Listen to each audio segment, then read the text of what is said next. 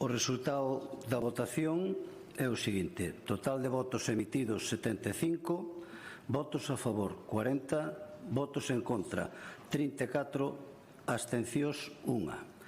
Polo tanto, obtida a maioría absoluta, proclamo presidente da Xunta de Galicia a don Alfonso Rueda Valenzuela.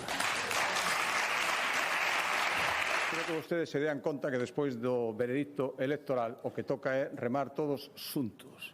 E estas políticas de tender a man que nos decimos todos, pola miña parte, vai absolutamente en serio, en cuestións absolutamente fundamentais. E, polo tanto, a miña responsabilidade de plantexalo e a miña obriga é escoitar o que teñan que decir vostedes desde a oposición e, se é posible, intentar incorporarlo á tarefa de goberno, cumprindo, iso sí, os nosos compromisos. Que son todo unha retaíla de obligacións que hai que asumir sin lugar a dúbidas. E, por tanto, nese sentido, eu lle desexo que teña éxito nesa tarefa. En todo caso, vai encontrar o Partido Socialista que se encontrou esta mañá e vai a ser absolutamente sincero nese planteamento, defendendo a Galicia sempre cando consideramos que eso sea así. Gracias. E non sempre coincido, pero sí sempre dialogando con quen é, digo yo outra vez, o presidente lexítimo de Galicia. Moitas gracias. A man tendida do BNG para defender Galiza.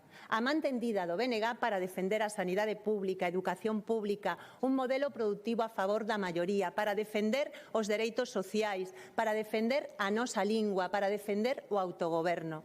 Esa man tendida a favor de Galiza, porque esa é a nosa única razón de ser, os galegos e as galegas. Moitas gracias.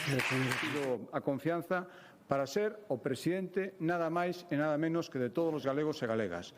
Logo dun proceso electoral, logo de que a xente falara libremente, cunha alta participación, se expresara en democracia e en liberdade, eu, sin matices e sin excepcións, quero facer este camiño xuntos con humildade, con firmeza e por Galicia. Moitísimas gracias.